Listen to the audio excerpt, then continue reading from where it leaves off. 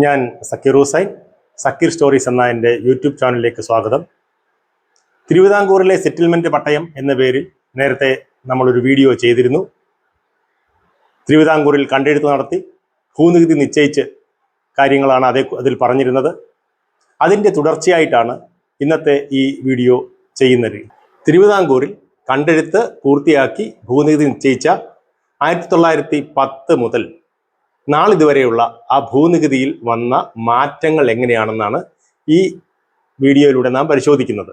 അന്ന് എത്ര രൂപയായിരുന്നു, അതേ സ്ഥലത്തിന് ഇന്ന് 2025 എത്ര രൂപ നമുക്ക് നൽകേണ്ടി വരും, എങ്ങനെയായിരുന്നു അതിൻ്റെ വർധന എന്നുള്ളതാണ് നാം ഈ വീഡിയോയിൽ കാണാൻ പോകുന്നത്. കഴിഞ്ഞ വീഡിയോയിൽ നാം ഉദാഹരണമായി പറഞ്ഞിരുന്നത് അടൂർ വില്ലേജിൽപ്പെട്ട സർവേ നമ്പർ 399/8 70 സെന്റ് സ്ഥലത്തിൻ്റെ കാര്യം വെച്ചുകൊണ്ടായിരുന്നു. ആ സ്ഥലം അന്ന് അടൂർ മൊഹീദ്ദീൻ പള്ളി എന്നറിയപ്പെട്ടിരുന്ന ഇന്ന് അടൂർ ജുമാ മസ്ജിദ്, അടൂരെ പ്രധാന പള്ളിയാണ്. ആ പള്ളി നിലനിൽക്കുന്ന ഭൂമിയുടെ കാര്യമാണ്. അന്നത്തെ ക്ലാസിഫൈ ചെയ്ത് കണ്ടെടുത്ത് നടത്തി ക്ലാസിഫൈ ചെയ്ത ശേഷം കരം ഫിക്സ് ചെയ്ത് കൊടുത്തത് 2 പണം 1 ചക്രം 7 കാശ് എന്നായിരുന്നു. പ ച ക എന്ന നാണയ സിസ്റ്റമായിരുന്നു അന്ന് ഉണ്ടായിരുന്നത്. ഇതുകൂടാതെ രൂപ, ബ്രിട്ടീഷ് രൂപ എന്നും തിരുവിതാംകൂർ രൂപ എന്നുള്ള രൂപയുണ്ട്. ഈ ചെറിയ എമൗണ്ട് ഒക്കെ പറയാൻ പണം, ചക്രം, കാശ് തന്നെ മതി. അതെന്താണെന്ന് നമുക്കൊന്ന് നോക്കാം. ഇന്നത്തെ ഏറ്റവും ചെറിയ നാണയം കാശായിരുന്നു.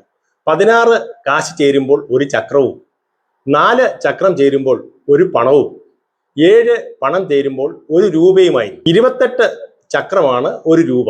7 × 4 28 ചക്രം സമം 1 രൂപ. അല്ലെങ്കിൽ കാശെന്ന് പറയുന്നത്, കാശിന്റെ രീതിയിൽ നോക്കിയാൽ 1 രൂപയ്ക്ക് 448 കാശ് വേണം. ഇന്നത്തെ രൂപ എന്ന് കരുതിക്കൊള്ളൂ, 448 കാശ്.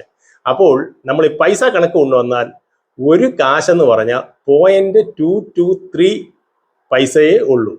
അതായത് 10 കാശ് ഉണ്ടെങ്കിൽ 2 പൈസ, 2.2 പൈസയ്ക്ക് 10 കാശാണ്. ഞാൻ നേരത്തെ പറഞ്ഞു 28 ചക്രമാണ് ഒരു തിരുവിതാംകൂർ രൂപയെന്ന്. എന്നാൽ അന്ന് ബ്രിട്ടീഷ് രൂപയും നിലവിലുണ്ടായിരുന്നു. ബ്രിട്ടീഷ് രൂപയ്ക്ക് 28.5 ചക്രം വേണമായിരുന്നു. അവരുടേതിന് കുറച്ചുകൂടെ വില കൂട്ടി വെച്ചേക്കുമായിരുന്നു. ഇതൊക്കെ ഈ 20-ാം നൂറ്റാണ്ടിലുണ്ടായ നിലവിലിരുന്ന തിരുവിതാംകൂറിലെ നാണയ വ്യവസ്ഥയാണ്. അതിന് മുമ്പുള്ളതിനൊക്കെ മറ്റ് ചില വ്യത്യാസങ്ങളുണ്ട്. വേറെ ഇത് കൂടാതെ മറ്റ് പല നാണയ വ്യവസ്ഥകളും തിരുവിതാംകൂറിൽ 100-300 വർഷങ്ങളായിട്ട് നിലനിന്നിരുന്നു. ലഭ്യമായ കരമടച്ച രസീതുകളിൽ ഈ പറഞ്ഞ നമ്മൾ റെഫർ ചെയ്യുന്ന ഈ സ്ഥലത്തിന്റെ 1943 മുതൽ 47 വരെയുള്ള രസീതുകളുണ്ട്. അന്നത്തെ രസീതുകൾ നോക്കുമ്പോഴും അവയിലെല്ലാം ഈ അന്ന് 1908 നിശ്ചയിച്ചു കൊടുത്ത അതേ കരം തന്നെ, അതായത് 1908 മുതൽ 1947 വരെ ഈ കരത്തിൽ യാതൊരു മാറ്റവും ഉണ്ടായിട്ടില്ല.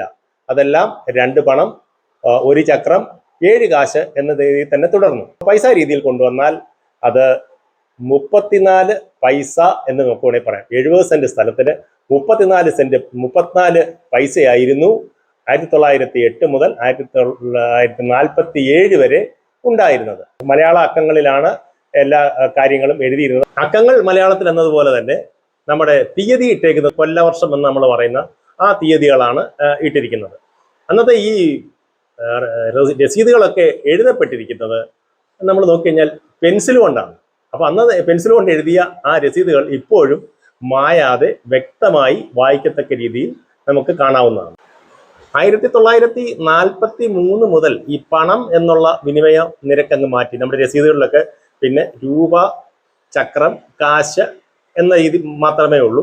അപ്പൊ പണം എന്നുള്ളതില്ലെങ്കിൽ ആ പണത്തിന് തുല്യമായിട്ടുള്ള ചക്രത്തിലേക്ക് അത് മാറ്റിയിട്ടുണ്ട്. അപ്പൊ നമ്മുടേത് നമ്മൾ പരാമർശിക്കുന്ന സ്ഥലത്തിന്റെ നികുതി 47 ഈ 9 ചക്രം 7 കാശ് എന്നതിൽ നിന്നും 17 ചക്രം 8 കാശ് എന്ന രീതിയിലേക്ക് ഇത് മാറ്റി വർദ്ധിപ്പിച്ചു. അത് തന്നെയായിരുന്നു 49-ലും തുടർന്നത്. 50-ലാണ് പിന്നെ ഒരു ചെറിയ വർധനം ഉണ്ടാകുന്നത്. അപ്പോൾ ഈ വർധനവ് കൊണ്ട് 34 പൈസയിൽ നിന്നും അത് 62 പൈസയിലേക്ക് മാറി എന്നുള്ള ഒരു വ്യത്യാസം മാത്രമേ ഉണ്ടായിട്ടുള്ളൂ. 1950-ൽ ഇത് 22 ചക്രം 4 കാശ് എന്ന രീതിയിൽ മാറ്റി.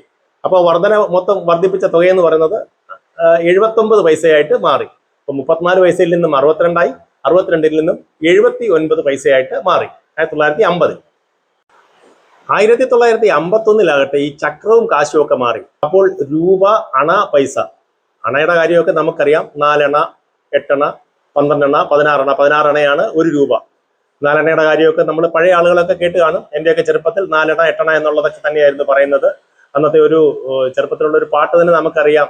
ചാലക്കമ്പോളത്തിൽ വെച്ച് നിന്നെ കണ്ടപ്പോൾ 4 അണയ്ക്ക് വളയും വാങ്ങി നീ നടന്നപ്പോൾ. നമ്മൾ കൂടുതലായിട്ടൊന്നും പാടുന്നില്ല. എന്തായാലും 4 അണയ്ക്ക് വള വാങ്ങിച്ചിട്ടുണ്ട്. അപ്പൊ 4 അണ എന്നുള്ളത് നമ്മുടെ ഏകദേശം 25 പൈസയാണ്. ഈ പറയുന്നതിലൊക്കെ അല്പം ഡെസിമൽ പോയിന്റ്സിലൊക്കെ ചെറിയ ചെറിയ വ്യത്യാസങ്ങൾ വരാൻ സാധ്യതയുണ്ട്. അപ്പൊ അങ്ങനെ 1951 ഈ കരം വർദ്ധിച്ച എത്രയാണെന്ന് നമുക്ക് നോക്കാം. 1951 ഈ 70 സെന്റ് സ്ഥലത്തിന് 1 രൂപ 1 അണ 6 പൈസ. അതിനെ നമ്മൾ പൈസയിലേക്ക്, നമ്മൾ ആദ്യം മുതലേ പൈസയിലേക്ക് കൺവേർട്ട് ചെയ്താണ് കമ്പയർ ചെയ്യുന്നത്.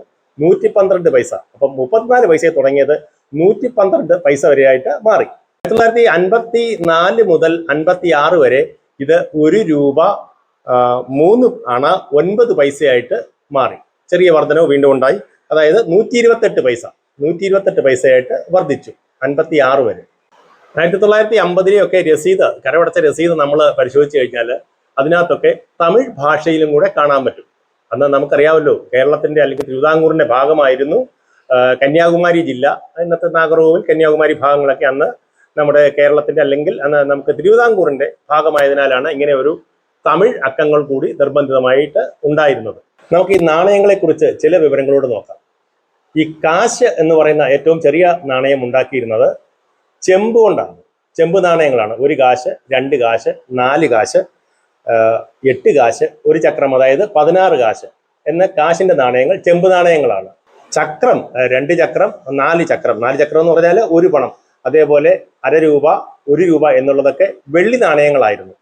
1901 മുതൽ 1949 വരെയാണ് ഇങ്ങനെ ഈ നാണയങ്ങൾ നിലവിലിരുന്നത്. 1950 ഇന്ത്യ റിപ്പബ്ലിക് ആയതിന് മുതലാണ് ഇന്ത്യ ഒട്ടാകെ ഒരു ഏകീകൃത നാണയ വ്യവസ്ഥ, അന്നേരമായിരിക്കാം ഒരുപക്ഷെ ഈ രൂപ, അണ, പൈസ എന്നുള്ള രീതിയിൽ നമ്മുടെ നാണയ വ്യവസ്ഥ മാറിയത്. 1957 ആയപ്പോഴേക്കും ഈ അണയും പൈസയും ഒക്കെ മാറി. അതിന് പകരം നമ്മുടെ ഇന്നത്തെ സിസ്റ്റത്തിൽ രൂപ, പൈസ എന്നുള്ള രീതിയിലേക്ക് മാറി. 57 144 പൈസയായിട്ട് ഈ പറയപ്പെട്ട സ്ഥലത്തിന്റെ കരം വർദ്ധിപ്പിച്ചു. 1959 മുതൽ 61 വരെ 154 പൈസയായിട്ടാണ് കൂടിയത്. ആ 3 വർഷങ്ങളിലും ഒന്ന് തന്നെയായിരുന്നു, 154 പൈസ. പിന്നീട് ലഭ്യമായ വിവരങ്ങൾ 68 മുതൽ 72 വരെയാണ് ഉള്ളത്. ആ വർഷങ്ങളിൽ ഇതിന്റെ കരം 242 പൈസ, അതായത് 2 രൂപ 42 പൈസയായിട്ട് കൂടി 1972 വരെ. പിന്നീട് 2012 കാര്യമേ എനിക്ക് പറയാൻ സാധിക്കുന്നുള്ളൂ. 2012 ഈ സ്ഥലത്തിന്റെ കരം 113 രൂപ 32 പൈസയായിട്ട് വർദ്ധിച്ചു. 2014 സർക്കാർ അതിൽ ചെറിയ മാറ്റങ്ങളൊക്കെ വരുത്തിയെങ്കിലും ചില സ്ലാബ് സിസ്റ്റം ഒക്കെ ഏർപ്പെടുത്തിയതുകൊണ്ട് 2014 അത് അതേപോലെ തന്നെ തുടരുകയുണ്ടായി. ഈ സ്ഥലത്തിന് അതേപോലെ തന്നെ തുടരുകയുണ്ടായി. 2018 ഇത് 283 രൂപയായി വർദ്ധിച്ചു. 283 രൂപ. 2022 ഈ വർദ്ധിച്ചത് 425 രൂപയായിട്ട് വർദ്ധിച്ചു. എന്തായാലും ഈ കഴിഞ്ഞ 1/4/2025 മുതൽ വീണ്ടും വർധനവ് വന്നിട്ടുണ്ട്. ഇനി അടക്കേണ്ടുന്നത് 637 രൂപ ചില്ലറ പൈസയാണ്. ഇതാണ് കഴിഞ്ഞ ഒരു 100-125 വർഷത്തെ നമ്മുടെ ഒരു സ്ഥലത്തിന്റെ മാത്രമുള്ള നികുതിയിലുണ്ടായ വർധനവ്. നമ്മൾ ഈ വർധനവിനെ കുറിച്ച് പരിശോധിച്ചപ്പോൾ നമുക്ക് ഒരു കാര്യം മനസ്സിലായി. 1908 നിശ്ചയിച്ച നികുതി 1947 വരെ അതിനകത്ത് വലിയ മാറ്റമൊന്നും സംഭവിച്ചില്ല. അപ്പൊ നമുക്ക് തോന്നും രാജഭരണമല്ലേ കുറെ കൂടെ നല്ലത്, അന്ന് മാറ്റമൊന്നും ഉണ്ടായില്ലല്ലോ എന്ന്.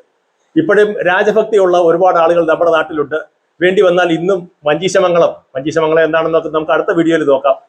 വഞ്ചീശമംഗളം പാടാൻ തയ്യാറായ ആളുകൾ ധാരാളം പേർ നമ്മുടെ നാട്ടിലുണ്ട്. എന്നാൽ അതായിരുന്നു അതിന്റെ സത്യാവസ്ഥ. തിരുവിതാംകൂർ രാജാക്കന്മാർ ഇത് വർദ്ധിപ്പിക്കാതെ മറ്റെങ്ങനെയാണ് അവരുടെ ചെലവുകൾ നടത്തിക്കൊണ്ടുപോയത്? നമുക്കത് ഒരുപാട് നികുതികൾ പല പല പേരുകളിൽ പല ചരിത്ര സംഭവങ്ങളും ആ നികുതികൾ മൂലം, ആ നികുതി നിഷേധം മൂലം, നികുതി പിരിച്ചു നിൽക്കുന്നതിനുള്ള നടപടിക്രമങ്ങളിലുള്ള പ്രശ്നങ്ങൾ മൂലം നമ്മുടെ നാട്ടിൽ ഉണ്ടായിട്ടുണ്ട്.